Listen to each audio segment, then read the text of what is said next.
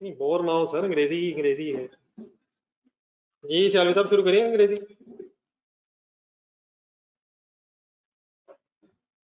ये पहला पेज है कि लास्ट लाइन रह गई है मेरी तरफ, मतलब पहला पेज पूरा पढ़ के स्टोरी अपने जहन में सेट कर ले। मैं एक आध क्वेश्चन पूछता हूँ आपसे। Revise the whole page, page number 390। Speed up pen.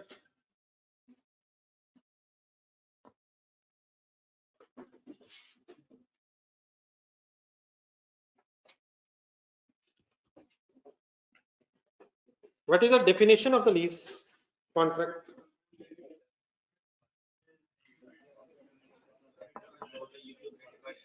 देख के बताना है आप लोगों ने, ये याद नहीं करना, देख के बताना है सर।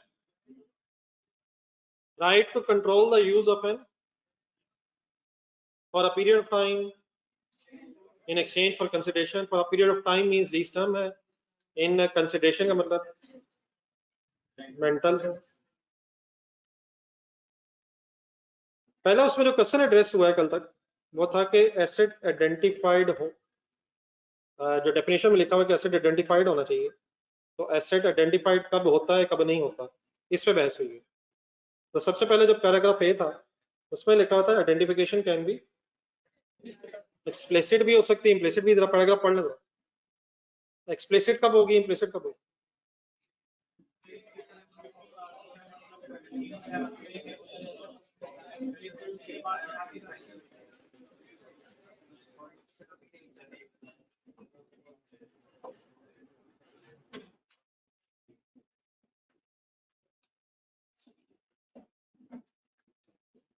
इम्प्लिसिट का मतलब मेरा ख्याल फाइनली बनेगा अज्यूम्ड या अंडरस्टूड। यहाँ पे ये पोर्शन ऑफ एन एसेट भी कैन आइडेंटिफाइड हो सकता है if it is physically distinct. नहीं, if it is physically distinct, capacity portion can be an identified asset if it is substantially all of the capacity of the asset शायद। दोनों तरफ portion भी physically अगर distinct है तो identified asset हो सकता है, लेकिन क्या उस पोर्शन एसेट की कैपेसिटी का पोर्शन, एसेट की कैपेसिटी का पोर्शन भी आइडेंटिफाइड एसेट हो सकता है अगर वो substantially all of the capacity है। ठीक है। देन उसके बाद सी पे बहस शुरू हुई थी। अगर सप्लायर के पास सब्सटेंटिव का क्या मीनिंग हुआ? मेजर के साथ एक ब्रैकेट में और वर्ड लिखना, सिग्निफिकेंट।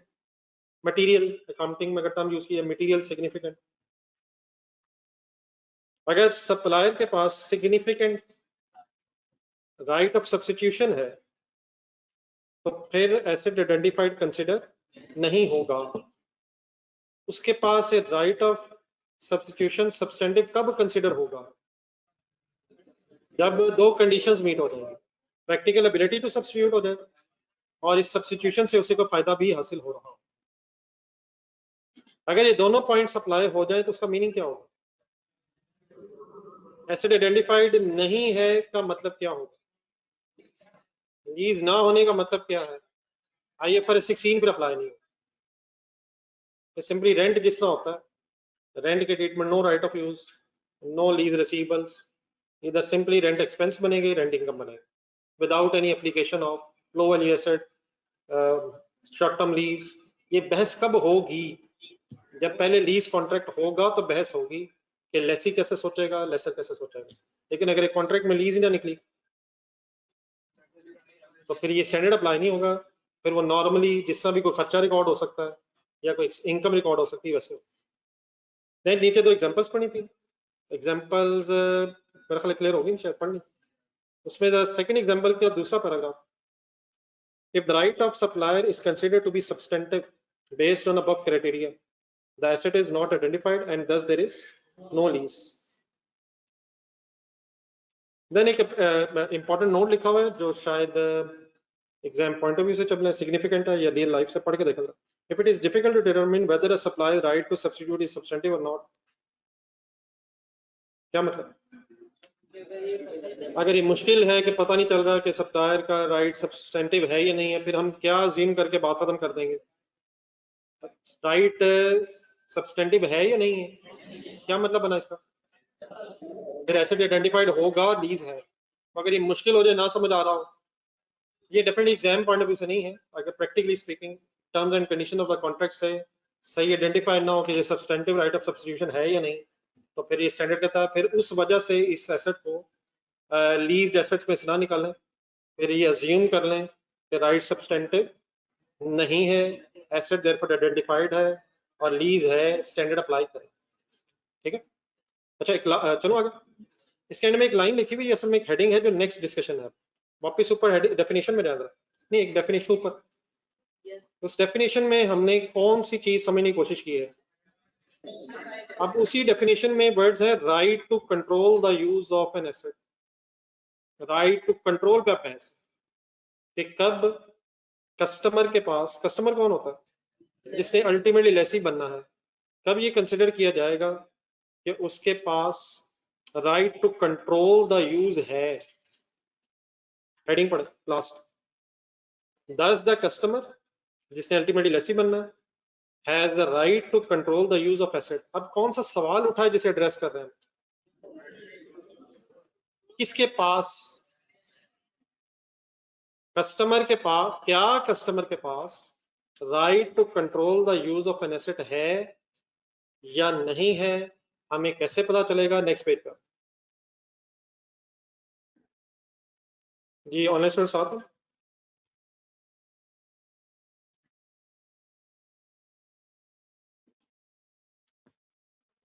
बेटा बिलाल, आप काइंडली क्वेश्चन जरा दोबारा टाइम कीजिएगा।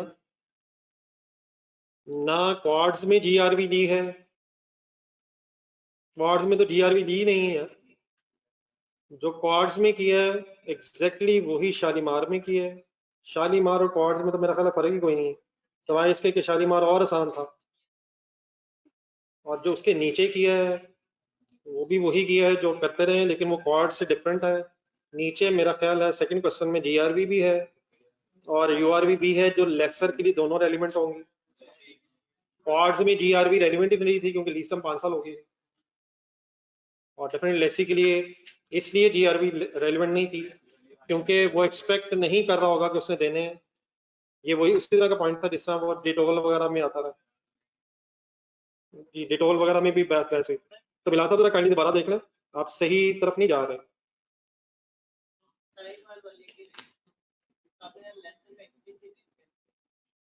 अगर ना दिया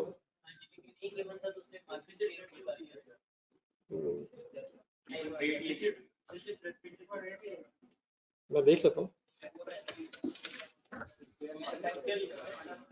नहीं, फेयर मार्केट रेंट अगर नहीं और कुछ इन्फॉर्मेशन, तो fair market rent implicit rate के बराबर ही होगा अगर और चीजें दी हो। अगर आपको कोई रेट दिया हुआ तो वो इम्प्लिसिट रेट ही कहलाएगा, unless we have any other information कि this is not equal to the implicit rate. देखिए, अगर फॉर एग्जाम्पल आपसे कोई डिस्काउंट रेट 10% है, तो ये ना कह दीजिएगा ये इम्प्लिसिट रेट नहीं है। अगर एक रेट दिया हुआ है तो इम्प्लिसिट ही होगा बाय डिफॉल्ट। हाँ, अगर पता चल जाए ये वो नहीं है तो फिर हम कैलकुलेट करते रहेंगे। अगर रेट ना हो लेसर का तो फिर आप रेट कैलकुलेट करेंगे और उस रेट का नाम इम्प्लिसिट है। अगर वो डिस्काउंट रेट कह रहे हैं, मार्केट रेट कह रहे हैं, तो वो इम्प्लिसिट रेट ही कंसिडर करेंगे, unless we have option, unless we have information कि ये इम्प्लिसिट रेट कोई और चीज है। मतलब क्या कहा मैंने, अगर कोई रेट दिया तो वो कौन सा होगा, और अगर ना पता हो कि ये लेसी को पता ही नहीं, फिर भी पता ही होगा। अगर नहीं बताया, वो नहीं पता है, फिर हम कोई और ढूंढेंगे। और अगर लेसर है तो कौन सा रेट ही यूज करना है, इम्प्लिसिट। और अगर कोई रेट गिवन है तो वी अज्यूम कि ये इम्प्लिसिट ही है, अनलेस वी हैव इंफॉर्मेशन कि ये इम्प्लिसिट के बराबर नहीं है और या रेट हो ही ना। इंक्रीमेंटल बोरिंग रेट दिया हो तो लेसर क्या करेगा, फिर यूज नहीं करेगा। इम्प्लिसिट इंक्रीमेंटल बोरिंग रेट जो है वो इम्प्लिसिट रेट नहीं है, वो सिर्फ लेस ही यूज कर सकता है। उस केस में फिर हम कहेंगे कि इम्प्लिसिट रेट अवेलेबल नहीं है और लेसर कैलकुलेट करेगा। अब ठीक है जी, वापस से कर लीजिए। कौन सी हेडिंग थी जी? हेडिंग से निकल गई। बिलाल साहब आप दोबारा रिवाइज कीजिएगा चीजें। बिलाल साहब आपने जो सवाल उठाए आप दोबारा रिवाइज करें, क्वार्ट्स भी रिवाइज करें और ये डिटोल वगैरह भी रिवाइज करें, देन उसके बाद फिर ये क्वेश्चन अटेम्प्ट करें। इस तरह नहीं फिर फायदा, आप गलत रिलेट कर रहे हैं। There is no GRV in calculation of quarts. वहां सिर्फ यूआरवी रेलिवेंट रहेगी थी, जीआरवी तो वैसे ही लैप्स हो गई थी। At the end of the 4th year वाली बहस ही खत्म हो गई थी। द कस्टमर, सॉरी हेडिंग है, कस्टमर के पास right to control the use of asset है या नहीं है, हमें कैसे पता चलेगा? एक स्टोरी है, पेन हाथ में रखें, ये वैसे इतना मुश्किल नहीं है। Customer lessee shall be deemed, क्या होता है? अज्यूम्ड है ये भी। Customer shall be assumed to have the right to control the use of an asset if, number 1, he has the right to obtain substantially all the benefits. किसके पास क्या हो? Customer के पास एसेट से, एसेट को use करके जो benefits होने हैं उसका राइट हो ऑब्टेन करने का। Customer has the right to obtain किसका क्या? एसेट के सब्सटेंशियल बेनिफिट्स। अब सब्सटेंशियल वर्ड आता है बार बार, इसका क्या मीनिंग है?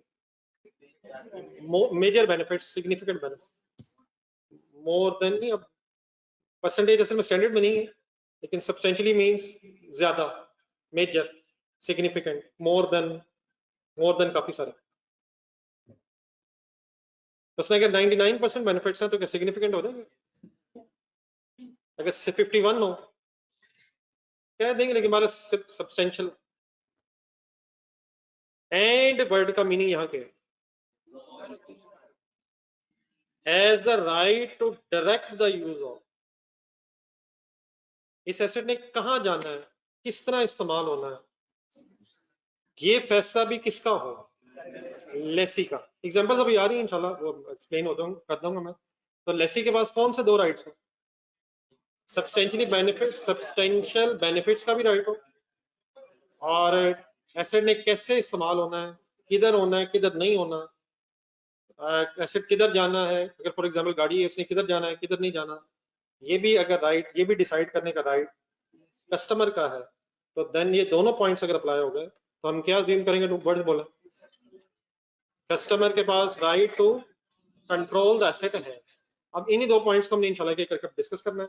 तो नीचे एक पॉइंट 1 भी मिलेगा इसके नीचे, उसके नीचे फिर पॉइंट नंबर 2 भी नीचे जा रहा है। तो अब नीचे ये पॉइंट नंबर 1 क्या एक्सप्लेन हो रहा है?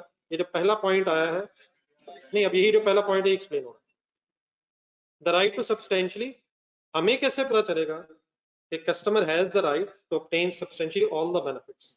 Number 1, the right to substantially all of the, when assessing whether the customer has the right to obtain substantially all the economic benefits, it does not matter whether it can obtain these benefits directly or indirectly. मेरा ख्याल है पहले paragraph पढ़ने पूरा, फिर इसको अपनी language में आसान करके ट्रांसलेट करते हैं।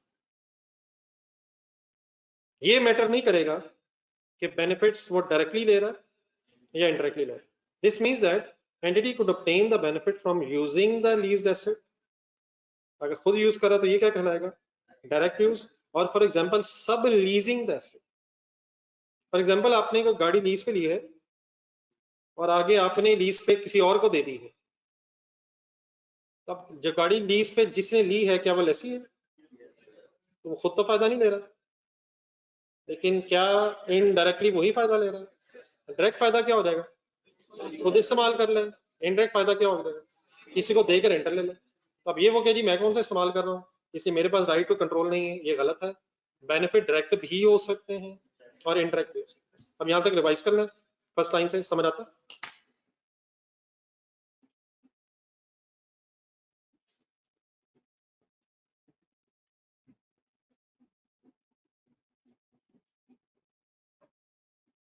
ये मिलाना हो तो मेरी तरफ देख के बताएं क्या पढ़ा आपने। अपना अपना बताएं, सारे बताएं, सारे बताएं।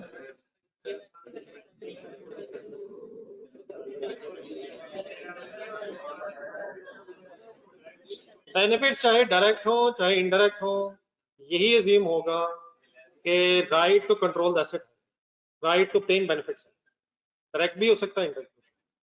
अब देन आप हजरात में से सब लोग या तो कॉस्ट अकाउंटिंग पढ़ रहे होंगे या पढ़ी होगी। जॉइंट बाय प्रोडक्ट के एंगल से एक छोटी सी लाइन आ रही है।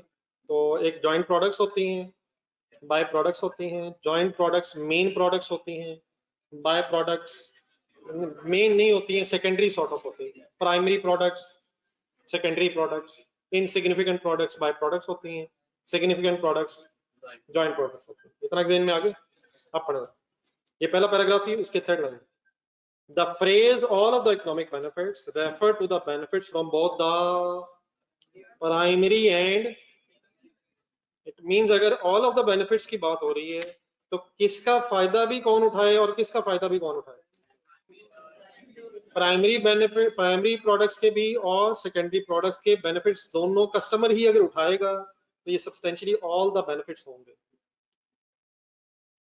जॉइंट प्रोडक्ट का भी और बाय प्रोडक्ट का भी फायदा किसको अगर हो रहा होगा तो सब्सटेंशियली बेनिफिट्स होंगे, कस्टमर को होगा, कस्टमर लेसी को होगा, तब भी हम ये कहेंगे कि सब्सटेंशियली ऑल द बेनिफिट्स हैं। ठीक है, ठीक है सर। अगर लेसर ने कहा है मशीन ले जाएं, लीज पे मशीन है, जॉइंट प्रोडक्ट आपकी, बाय प्रोडक्ट मेरी, substantially all the benefits consider नहीं होंगे। लेकिन अब मैंने जो कहा है इसको ज़हन में रखे, जरा अगला पैराग्राफ पढ़े और आपने बताना है क्या ये उलट लिखा हो या कुछ और लिखा हो। If for example there is a factory of a supplier and customer has only contracted for specific output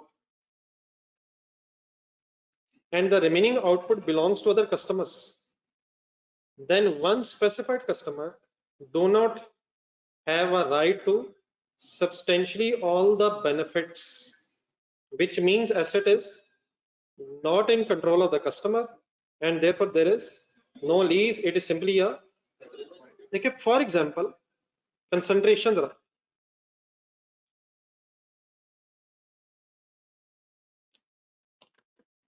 आप यूरोप में जीन्स की पैंट्स एक्सपोर्ट करते हैं। आप सपोज यूरोप में सुना होगा, आपने, मैंने इसकी एग्जांपल दी, ये पैंट्स एक्सपोर्ट करते हैं।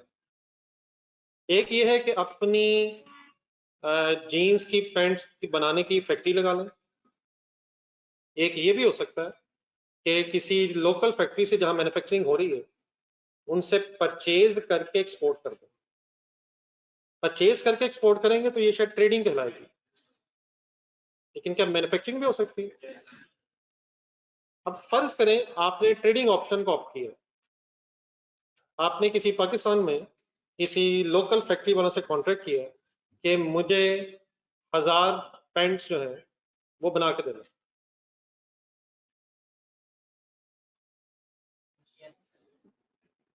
क्या वो ये पैंट्स किसी मशीन पे बनाएगा? आप डेफिनेटली इसके अगेंस्ट उसे पेमेंट करेंगे, वो मशीन जेन बनाएगा।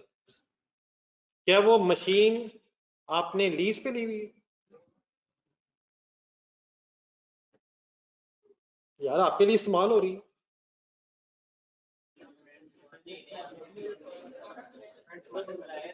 अगर फर्ज करें उसकी जो मशीन है उस पर सिर्फ आप ही की पैंट्स बन रही, तो क्या उस मशीनरी के सब्सटेंशियल बेनिफिट्स कस्टमर ले रहा है? कौन है यहाँ कस्टमर?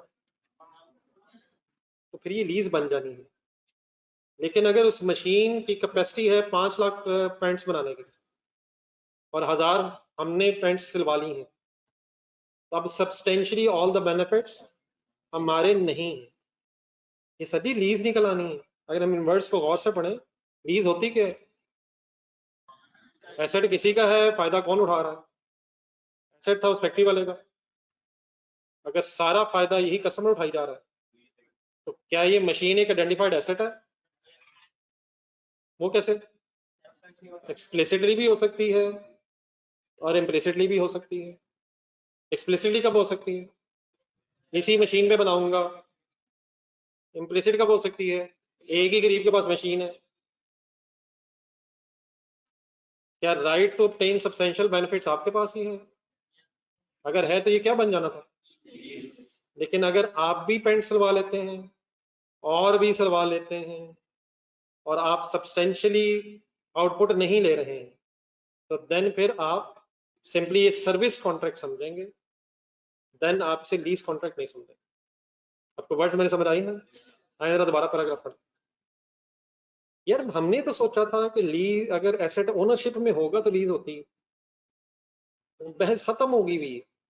तो हम जो लीजें सुनते हैं वो सिर्फ उन गाड़ियों को सुनते हैं, अदरवाइज ये स्टैंडर्ड जो है किन कॉन्ट्रैक्ट्स पे एप्लीकेबल है, जहां एसेट किसी और का है, फायदा कोई और ले रहा है, और जितने ऐसे का वो फायदा ले रहा है उसके अगेंस्ट पैसे दे रहा है, तो ओनरशिप ट्रांसफर हो भी सकती है और नहीं भी हो सकती। तो ब्रॉडर विजन के साथ ध्यान में रखना है। क्या ये एसेट वैसे आइडेंटिफाइड हो जाएगा ना, मैंने एग्जांपल दिया कैसे? अगर स्पेसिफिक एसेट है, लेकिन अगर उसके पास सब्स्टिट्यूशन राइट सिग्निफिकेंट है, अगर वो कभी कोई मशीन पे कभी कोई मशीन पे, फिर नहीं होगी, फिर लीज नहीं। लेकिन अगर सब्स्टिट्यूशन राइट सब्सटेंटिव नहीं है तो फिर एसेट आइडेंटिफाइड भी है, और अगर सारे बेनिफिट्स को एक कस्टमर ले रहा है तो फिर ये दूसरा पॉइंट भी एप्लीकेबल हो जाएगा। कौन सा दूसरा point? Word word word word word right to obtain substantially all the benefits। अब सेकंड पैराग्राफ दोबारा देखें। If for example there is a factory of supplier and customer has only contracted for a specific output। अब ठीक है जी, specific output क्या है? मतलब अब मैंने वो पेंट्स के एंगल से बात की, कोई भी मशीन जो है उस पर यूनिट्स बनते हैं, मशीन 5 लाख यूनिट्स बना लेती है, हमने कॉन्ट्रैक्ट किया जी 5000 यूनिट्स मेरे भी हैं, तो 5 लाख के अगेंस्ट 5000 यूनिट्स का अगर मैं कॉन्ट्रैक्ट दूंगा तो क्या ये जो मेरी आउटपुट होगी, मेरी आउटपुट एज अ कस्टमर, ये सब्सटेंशियली ऑल द बेनिफिट्स हो जाएगी। If for example there are factory or supplier, the customer has only contracted for a specific output and the remaining output belongs to, कौन भी फायदा ले रहा है और कौन भी फायदा ले रहा है, हम भी ले रहे हैं और बाकी भी ले रहे हैं, then one specified customer doesn't have a right to substantially all the benefit। मतलब अब कोई एक कस्टमर ये नहीं कर सकता कि मैं इस मशीनरी का सब्सटेंशियल बेनिफिट उठा रहा हूँ, देयरफॉर ये किसी एक कस्टमर को बेनिफिट्स नहीं दे रही, ये बहुत से कस्टमर्स को बेनिफिट दे रही है, therefore substantially all the benefits वाली बात कोई एक कस्टमर भी नहीं कर सकेगा। देयरफॉर सब कस्टमर्स अपने इन कॉन्ट्रैक्ट्स को सर्विस कॉन्ट्रैक्ट समझेंगे, इसे लीज कॉन्ट्रैक्ट्स नहीं समझेंगे। लेकिन फॉर एग्जांपल अगर 5000 यूनिट्स का ऑर्डर हमारा है और 5 लाख में से बाकी 4,95,000 यूनिट्स का ऑर्डर किसी और कस्टमर का, तो क्या वो customer substantially all the benefits ले रहा है? सब्सटेंशियली ऑल द बेनिफिट्स अगर वो ले रहा है, वो लीज समझेगा। हम क्या समझेंगे? हम सर्विस कॉन्ट्रैक्ट समझेंगे, हम किराया समझेंगे।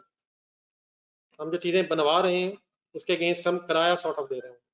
अच्छा, ये भी समटाइम्स होता है कि रॉ मटेरियल हमारा है, रॉ मटेरियल हमने खरीद के दे दिया किसी को, जैसे फॉर एग्जांपल दर्जी है, आप दर्जी से एक शर्ट सिलवा रहे हैं, तो कपड़ा कौन देता है? रॉ मटेरियल हमारा है, वो हमें क्या देता है? हम उसके अगेंस्ट क्या देते हैं उसे? नहीं, मतलब किस चीज के पैसे देते हैं? उसकी सर्विस के पैसे दे रहे हैं। किस चीज की सर्विस दे रहा है? वो स्टिचिंग की सर्विस दे रहे हैं, तो ये भी एक सर्विस कॉन्ट्रैक्ट है। क्या उसकी मशीन हमने लीज पे ली हुई है अगर वो हमारी शर्ट सी रहा है? अगर हमारे लिए शर्ट सी जा रहा है और उस मशीन का और उसने कुछ भी नहीं करना, तो अब ठंडे दिल से सोचे ये मशीन हमारी है, लेकिन हमारे नाम तो है नहीं, तो नाम होना जरूरी नहीं होता। क्या इसे हम right of use asset debit कहेंगे? नहीं ना, डिपेंड करके ना, सपोज उस मशीन से हमारे लिए उसने स्टिचिंग करनी है, तो क्या वो हमारा राइट ऑफ यूज एसेट है? हाँ, अनलेस वो शॉर्ट टर्म लीज बन जाए या लो वैल्यू बन जाए, फिर हम क्या करेंगे? फिर वो जो हम पैसे दे रहे होंगे स्ट्रेट लाइन बेसिस पे एक्सपेंस बनाएंगे, वो इनकम बनाएगा वो अपना, लेकिन सोचेगा कि मैंने ये जो लीज पे दी है ये ऑपरेटिंग लीज है। इसी तरह ही हो रहा है यार। तो वो मशीन पड़ी किसके पास है? इस्तेमाल, लेकिन वो इस्तेमाल किसके लिए हो रही है? अगर हमारे लिए ही हो रही है और वो हमें ही सब्सटेंशियल बेनिफिट्स दे रही है और एसेट भी आइडेंटिफाइड है, सब्स्टिट्यूशन राइट भी नहीं है, तो लीज हो जाती है। नहीं, ऊपर लीज लिखा हो ना लिखा हो, एग्रीमेंट के ऊपर जो मर्जी लिखा हो, कुछ भी ना लिखा हो, एग्रीमेंट ही ना लिखो, अकाउंटिंग में एग्रीमेंट भी जरूरी नहीं है। ठीक है, लीगल टर्म्स में वो लॉ ये कहेगा एग्रीमेंट हुआ है तो सब कुछ हुआ है। सपोज हमारा ज़बानी कलामी काम हो गया, तो हम फाइनेंशियल अकाउंटेंट्स लीगल तो बेसिस पे काम करते नहीं है, हम तो सब्सटेंस ओवर फॉर्म, या अगर लीगल बेसिस को देखना है तो लीज में एसेट नाम किसके होता है? लेसर के। उस गरीब ने अपने पैसों से मशीन खरीदी होनी है और हम उसकी मशीन को अपनी बुक्स में राइट ऑफ यूज डेबिट करी जा रहे होंगे, उसे पता भी नहीं होना है जी। नहीं, टेलर अलग सोचेगा ना कि मैंने ये जो कॉन्ट्रैक्ट किया है क्या ये फाइनेंस लीज का या ऑपरेटिंग लीज का। अगर फाइनेंस लीज का नहीं है, ऑपरेटिंग लीज का, अपनी बुक्स में डेप्रिसिएशन चार्ज करेगा। जैसा फ्रेंच वनीला था, एसेट उस गरीब ने खरीदा था, हमने right of use asset record किया हुआ है, जरा चेक करें, जरा फ्रेंच वनीला का सवाल देखें, फ्रेंच वनीला आंसर देखें, रजिस्टर में, रजिस्टर देखें।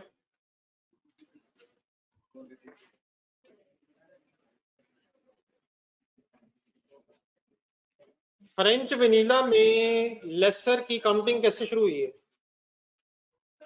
पहले लेसी की थी? नहीं, पहले लेसर की थी ना।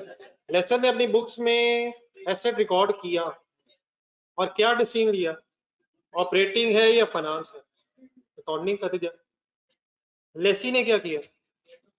नहीं, उसने अपनी काउंटिंग जेहन में लाई। लेसी ने क्या सोचा, शॉर्ट टर्म है या लो वैल्यू है, वो दोनों नहीं निकली, वो अपना राइट ऑफ यूज रिकॉर्ड करना शुरू।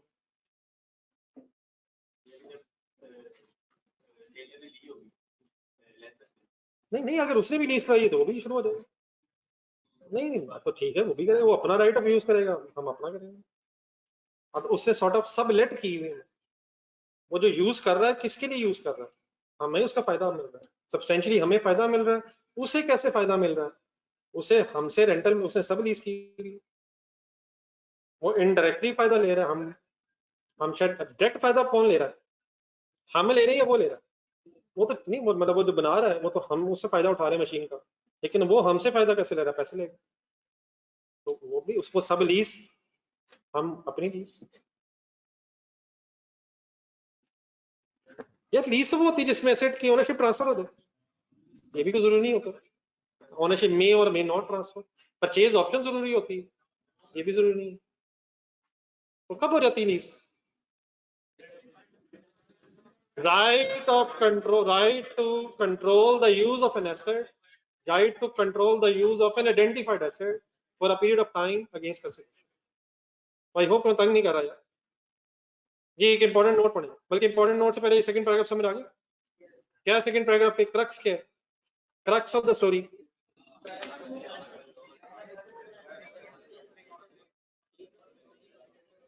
अगर किसी एसेट की कुछ आउटपुट हमारी, कुछ बाकियों की, तो सब्सटेंशियली ऑल बेनिफिट्स ना हमारे, बल्कि बाकियों को छोड़े, हमारे नहीं, हमारी लीज नहीं, बाकी अपना सोचेंगे। बाकी कैसे सोचेंगे? वो भी यही सोचेंगे कि क्या सब्सटेंशियली मेरे, लेकिन अगर कुछ उनके और कुछ बाकियों के, तो फिर ये देखेंगे क्या जो हमारा बेनिफिट है वो सब्सटेंशियली सारा है या नहीं। ये एक इंपॉर्टेंट है और ये कंसंट्रेशन जरा पड़ा। The fact that contract may require the customer to pay supplier some of the benefits earned from using the asset does not mean that the customer has not obtained substantially all the economic benefits from use of asset. Translation चाहिए।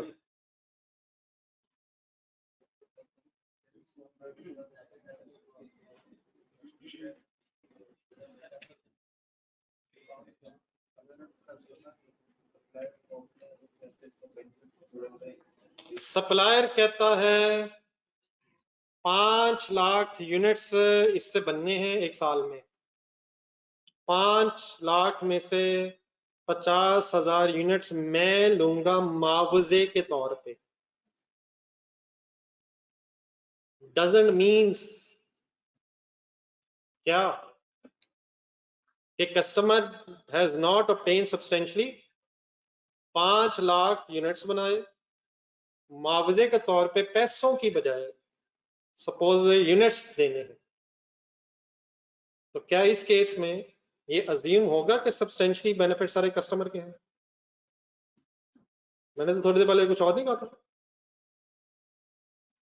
एक और बीच में line add करके मैं explain करता हूँ, ये बात समझ आएगी क्या हो रही है? मुआवजे के तौर पे क्या किसने किसको देना? To pay the supplier some of the benefits earned from using the asset. मुआवजे के तौर पे यूनिट्स देना रखते हैं। Instead, when assessing whether customer has the right to receive substantially all the benefits, words underline करें, gross benefit received by lessee, not the benefits net of any portion thereof must be paid over to the lessor to any third party are considered. Bracket के बगैर पढ़ना. The gross benefits underline करें, received by sublessee are considered. जी 5 lakh units में से suppose मुआवजे के तौर पे 50,000 यूनिट्स देने हैं, तो क्या नेट बेनिफिट्स को सब्सटेंशियली कंसिडर करें या ग्रॉस को समझें? देखिए एक ये है कि 5 लाख यूनिट्स में से क्या ये 5 लाख के 5 लाख पैसे हमारे, तो 50,000 क्यों देने? लेकिन अगर ये डिसाइड हुआ हो कि 5 लाख में से 4 लाख आपके, लाख मेरे, एक ये सिचुएशन, और एक ये कि 5 लाख है मेरे लेकिन कैश में पैसे देने की बजाय यूनिट्स में पैसे देने हैं, तो इस केस में अब मैं किस केस में मैं समझूं कि सब्सटेंशियल बेनिफिट्स मेरे हैं? ये फर्क है, वैसे इसमें एक ही चीज है. एक एग्रीमेंट ये है इतने यूनिट्स आपके इतने मेरे, और एक एग्रीमेंट ये है कि सारे यूनिट्स हैं मेरे लेकिन मैंने कंसिडरेशन के तौर पे कुछ यूनिट्स देने हैं. तो किस केस में लीज होगी या किस केस में सब्सटेंशियल बेनिफिट्स मेरे होंगे और किस केस में नहीं होंगे? अगर यूनिट्स डिवाइडेड है फिर नहीं होंगे, लेकिन अगर मुआवजे के तौर पे मैं यूनिट्स दे रहा हूं तो मैंने अब ये नहीं देखना कि नेट कितने बचते हैं मेरे पास, मैंने सब्सटेंशियली ऑल बेनिफिट्स को कैसे कंसिडर करना कि ग्रॉस कितने थे, टोटल मेरे कितने थे, और अगर वो टोटल सब्सटेंशियल बनते हैं तो ये मैटर नहीं करेगा कि उस टोटल में से मैंने मुआवजे के तौर पे कितने दिए. ग्रॉस की बेस पर डिसीजन लेना है या नेट की बेस पर? क्या मतलब ग्रॉस नेट? ग्रॉस क्या होगा, नेट क्या होगा? टोटल यूनिट्स ग्रॉस होंगे, नेट क्या होंगे? मुआवजे के तौर पे देने के बाद जो रिमेनिंग बचेंगे. सब्सटेंशियली ऑल बेनिफिट्स का डिसीजन लेते हुए किसे कंसिडर करना है? ग्रॉस बेनिफिट्स को कंसिडर करना है. उन ग्रॉस बेनिफिट में से अगर कुछ बेनिफिट्स आपको मुआवजे के तौर पे देने भी पड़ रहे हैं तो इससे सब्सटेंशियली ऑल बेनिफिट्स वाला पॉइंट इफेक्ट नहीं होगा. नहीं बनी बात? ये पहली 4 लाइन अगर दोबारा पढ़ें. The fact that क्या हकीकत है? That contract may require customer to pay supplier some of the benefits earned from using the asset. यहां तक ठीक है? अब आगे doesn't means का मतलब क्या है? ये हकीकत कि कस्टमर को कुछ बेनिफिट्स जो एसेट से कमाए होंगे वो ही देने हैं लेसर को, सप्लायर को. इसका हरगिज ये मतलब नहीं होगा कि customer has not obtain substantially all benefits. किस में से क्या किसको देना ये नहीं कहलाएगा कि सब्सटेंशियल बेनिफिट्स नहीं है.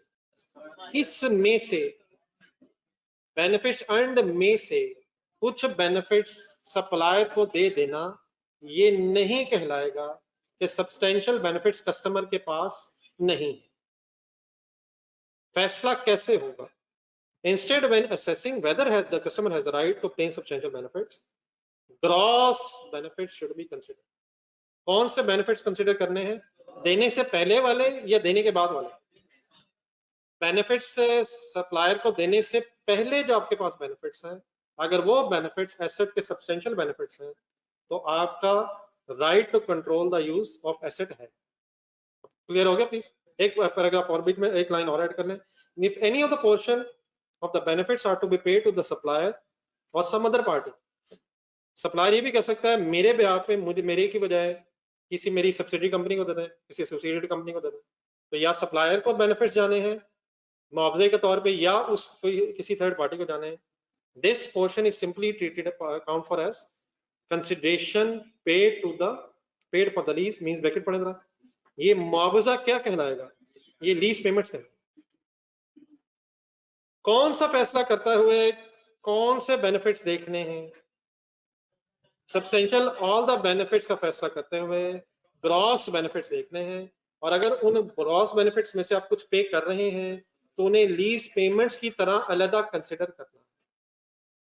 यहां से पूरे पैराग्राफ का क्रक्स ये है कि नेट बेनिफिट से सब्सटेंशियल बेनिफिट्स का डिसीजन नहीं होना है, ग्रॉस बेनिफिट से ही सब्सटेंशियल बेनिफिट्स का डिसीजन होना है. अगर किसको किस में से किसे क्या देना पड़ जाए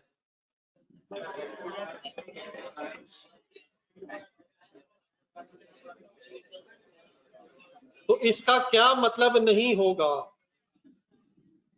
कि सब्सटेंशियल बेनिफिट्स कस्टमर के पास नहीं है। इसका मतलब कि हमें ये फैसला कि सब्सटेंशियल बेनिफिट्स हैं या नहीं है ग्रॉस बेनिफिट्स की बेस पे करना है, और जब हम मुआवजे के तौर पे बेनिफिट्स दे रहे होंगे उनको हमने लीज पेमेंट कंसिडर करना है। सॉरी, आई होप कि मैं इंग्लिश की ट्रांसलेशन कर पा रहा हूँ। ऊपर जाए जरा, बल्कि पिछले पेज पे जाए जरा। इस वक्त हम हेडिंग पढ़ कर रहे हैं, पिछले पेज के एंड पे जरा। ना ना ना ना, क्या कस्टमर के पास ये राइट है? नहीं, ये पढ़े right to control the asset है। उसमें से जब नेक्स्ट पेज पे आए थे तो दो से पॉइंट लिखे थे, कौन सी चीजें होंगी होगा।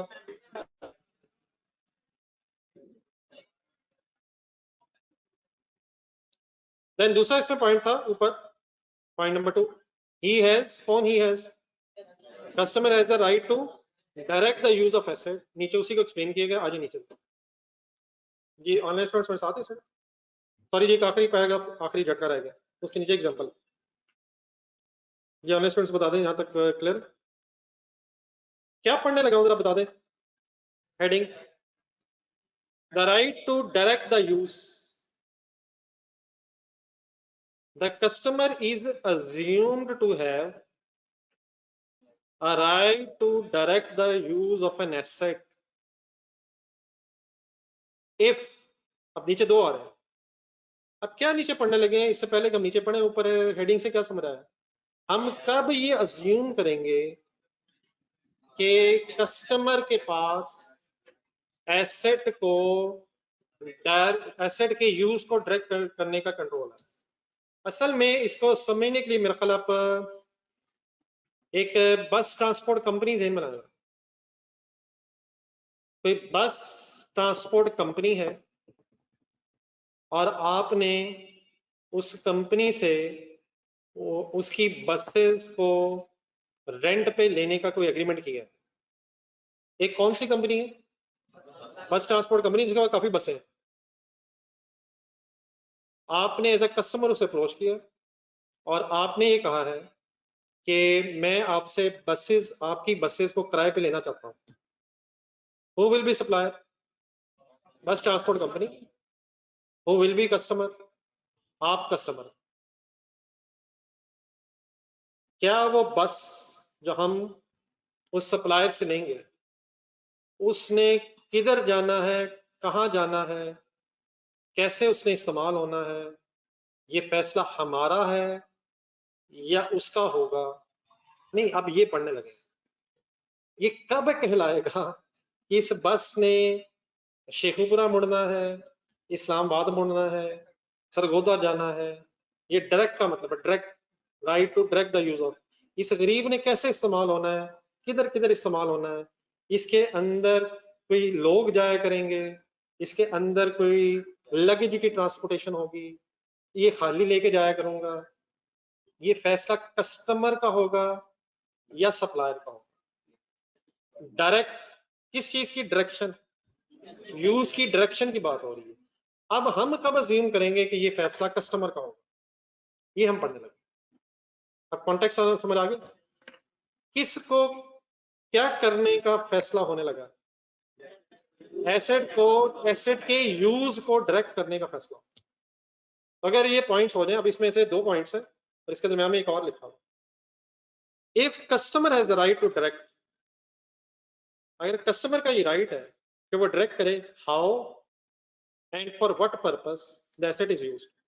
ये हाउ का मतलब क्या होगा, एंड फॉर व्हाट पर्पस का मतलब कैसे और किस मकसद के लिए? क्या मैं खुद चलाऊंगा या मैं चलाने के लिए कोई ड्राइवर रख लूंगा? हाउ, क्या मैं इसमें पैसेंजर्स ट्रांसपोर्ट करूंगा या मैं इसमें गुड्स ट्रांसपोर्ट करूंगा? क्या मैं इसे खाली लेके जाऊंगा? For what purpose? I enjoy, let's assume I enjoy कि मैं अकेली बस में, तभी चलाई नहीं मैंने, मेरा दिल कर रहा। लेकिन अगर ये फैसला मेरा है, खाली चलाऊं, भर के चलाऊं, आधी चलाऊं, किधर चलाऊं, कैसे चलाऊं, कैसे चलाऊं, सामने मोबाइल रख के चलाऊं, टीवी ऑन करके चलाऊं, स्लो चलाऊं, 60 स्पीड पे चलाऊं, 70 पे चलाऊं, ब्रेकें लगा के चलाऊं, सीरियसली मतलब इसी तरह की चीज निकलनी नहीं, मतलब ऑनेस्टली स्पीकिंग यही है। लेकिन अगर ये उसने बताया, अगर उसने कहा कि ये बस सिर्फ सरगोदा रहेगी, इसमें सिर्फ पैसेंजर जाएंगे, ये 60 की स्पीड से ज्यादा पे नहीं जाए, अगर वो ये करा कौन, तो फिर ये किसका राइट नहीं है कि वो यूज को कंट्रोल करे? इस तरह की बात निकलनी है। एक ये हो सकता है कि आपको खुली छूट दे दी बस आपको, शाम तक बस आप एंजॉय सर, और एक ये है कि शाम तक बस आपकी, लेकिन आप इस बस के साथ बस ये करेंगे, ये कर सकते हैं, और अगर इसके अलावा इजाजत नहीं, तो then who is directing the use of the asset? Supplier. I hope कि आप कुछ क्लियर है। So what is point one? If customer means lessee has the right to direct how clear and for what purpose asset is used, या number two, if the how and for what purpose is already predetermined, asset कैसे इस्तेमाल हो सकता है, कौन इस्तेमाल करेगा, कैसे इस्तेमाल हो सकता है, ये प्री डिटरमिंड हो। पहले जरा कंप्लीट कर, नीचे मैंने इसको सबको इकट्ठा ट्रांसलेट करते हैं। प्री डिटरमिंड वैसे मींस क्या? डिसाइडेड ही है, डिसाइडेड ही है। Then if the customer has right to operate the asset or direct others in this regard, अगर ये प्री डिटरमिंड है कि एसेट इस्तेमाल कैसे हो सकता है, मींस हम खुद चलाते ही नहीं है, ड्राइवर ही चलाता है, ये प्री डिटरमिंड है। Then point one, if the customer has the right to, अगर ऑपरेशन आपके पास है उस एसेट को यूज करने के, तो पॉइंट दूसरा, if the customer has design the asset and the design predetermines how and for what purpose the asset can be used, and its design predetermines how and for what purpose, ये मेरा sentence है पूरा नहीं, ये पूरा हो गया।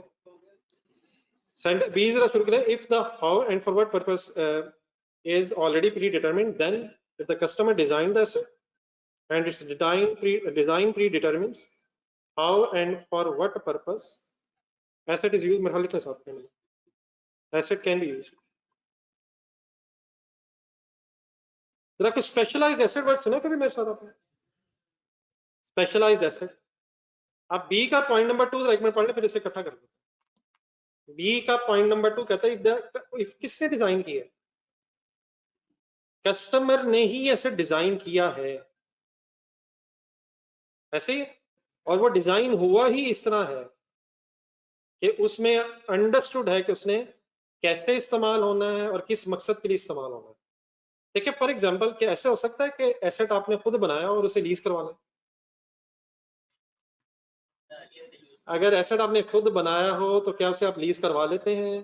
करवा लेते हैं सर। एक कॉन्सेप्ट होता है सेल एंड लीज बैक, वो भी आपके सिलेबस में नहीं है, लेकिन शायद वो बात यहाँ जरा हेल्पफुल हो जाएगी। मैंने एक मशीनरी बनवाई है, सपोज 10 मिलियन की मुझे कॉस्ट आई,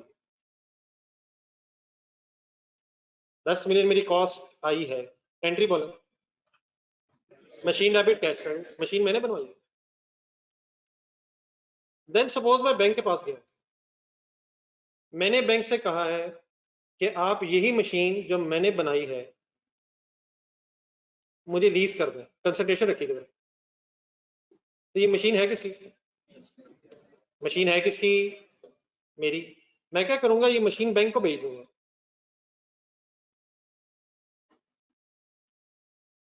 मुझे क्या फायदा? मुझे क्या फायदा? मुझे क्या फायदा? मुझे बैंक से पैसे मिल जाएंगे। एंट्री बोला, कैश डेबिट मैं डिस्पोजल रिकॉर्ड कर दूंगा, गेन लॉस भी रिकॉर्ड करूंगा, मार्केट वैल्यू पे बेचूंगा। ये मशीन किसने बनाई? मैंने किसको भेज दी? बैंक वालों ने क्यों खरीदी? बैंक की एंट्री बताया, बैंक क्या एंट्री करेगा? एसेट डेबिट कैश क्रेडिट, ये एसेट किसके नाम हो जाएगा? अब मैंने लीज करवा ली, क्या मजाक हो रहा है? कंसंट्रेट करिएगा, कोई मजाक नहीं है। मुझे चाहिए थे पैसे, मैंने 12 मिलियन, सपोज 12 मिलियन में बेची, 12 मिलियन जेब में रख लिया, और मुझे चाहिए थी मशीन भी, तो मैंने लीज करवा ली। बैंक ने क्यों दे दी? अब वो 12 मिलियन में इंटरेस्ट जमा करेगा और इंस्टॉलमेंट पैसे ले लेगा। तो इस कॉन्सेप्ट को क्या बोलते हैं? Cell lease back. एसेट किसके पास ही रहा? मेरे पास ही रहा, पड़ा पड़ा ही बिका, पड़ा पड़ा ही अब लीज पे हो गया। अब मैंने अगर एसेट बनाया ही इस तरह था कि इसे मैंने ही यूज करना था और उसी तरह यूज करना था जैसे मेरा दिल करना था, और अब मैंने ये अगर एसेट बेच के लीज पे ले लिया है, तो इस केस में भी क्या अज्यूम्ड होगा? ढूंढने जरा बर्ड्स, इस केस में भी क्या अज्यूम्ड होगा? अब ये पॉइंट नंबर 2 समझ आ रहे हैं? पहले जरा पॉइंट नंबर 2 फाइनल करो। इफ द कस्टमर किसने डिजाइन किया? कौन सा एसेट किसने ही डिजाइन किया है? लीज वाला एसेट कस्टमर ने ही डिजाइन किया है, और डिजाइन उसने किया ही ऐसे है जिसमें अंडरस्टूड है कि उसने कैसे और किस मकसद के लिए इस्तेमाल होना है। तो इस केस में भी क्या कंसिडर होगा? एक कस्टमर हैज, ऊपर ढूंढना, customer has the right to direct the use of asset. दोबारा पॉइंट 1 पढ़े, पॉइंट ए सॉरी, पॉइंट 2 में ए पढ़ो। If customer has the right to direct how and for what purpose asset is used. यहां तक सही है? Translation करें। Then वो कहता है if how and for what purpose is already pre determine. का मीनिंग क्या बताया था? पहले से डिसाइडेड है, अंडरस्टूड है। Then if the customer has the right, अगर उसका फिर राइट है कि वो ऑपरेट करे, या फिर कस्टमर ने अगर डिजाइन ही ऐसे किया है कि how and for what purpose understood हो गया उस कस्टमर के एसेट के डिजाइन में, तो देन इवन देन इस केस में भी इट इज अज्यूम के customer has the right to direct the use of the asset.